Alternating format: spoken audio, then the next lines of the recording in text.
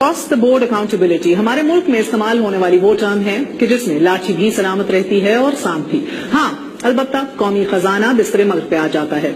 मियां साहब पर पिछले दौरे हुकूमत में धुंध सवार हुई कि वो जरदारी साहब के स्विस अकाउंट्स में पड़े किकबैक्स में लिए गए $60 मिलियन वापस लाएंगे। नैब ने कार्रवाई शुरू की। एसजीएस को Tekna case, polo ground, ARY gold reference, तमाम केसेस फिर से खोले गए। 400 मिलियन खर्च करने के बाद पता चला कि मुलजिम तो मासूम है। सो आसिफ अली जरदारी साहब बाइज्जत बरी हो गए।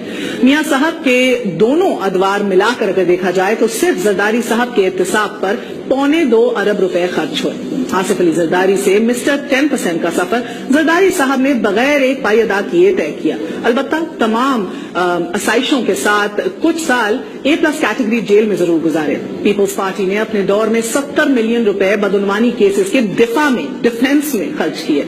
इसलाह हासिल रागनी में अवाम बिला इम्तियाज एहतसाब के नारे पर झूमती रही और इनके मुंतखब नुमाइंदे सरे महल में फेयर फ्लैक्स ऑफशोर कंपनियों की सूरत रुपये ठिकाने लगाते चले गए। गोया पैसा भी कौम का लूटा गया और इस पैसे को वापस लाने के ढकोसले भी अवाम के पैसों से किए गए। सादालू कौम क्योंकि मलूकी दूध के जले थे, सो छाछ भी फूंक फूंक के पीने लगे।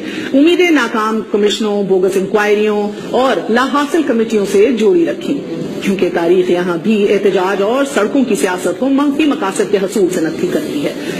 1977 में पाकिस्तान कौमी इत्तेहाद भुट्टो के खिलाफ धांधली के इल्जाम लेकर सड़कों पर आया और बजाय इसके कि धांधली का जनाजा उठता, मुंतखब हुकूमत एक दहाई तक लहर में उतार दी गई। और ये तो सियासतदानों की बराद लोग थे कि जिन्होंने हजूम की सूरत इकट्ठे होकर जमहूरियत का लाशा उठाया और फिर एहतसाब और बिला इम्तियाज एहतसाब चंद ट्रकों की नंबर प्लेट बन गया। और जैसे ही ट्रकों पर ये प्लेट टांकी जाती, अहले ऐवान चौकस हो जाते कि भाई जाने के दिन आ गए हैं।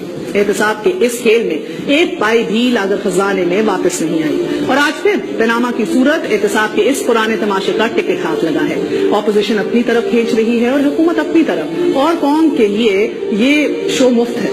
ऑपोजिशन के हाथ सालिम टिकट लग गया तो दमादम मस्तलंद सड़कों पर देखने को मिलेगा। और अगर हुकूमत सालिम डिकार गई, अगले 2 साल ठाठ से गुजारेगी।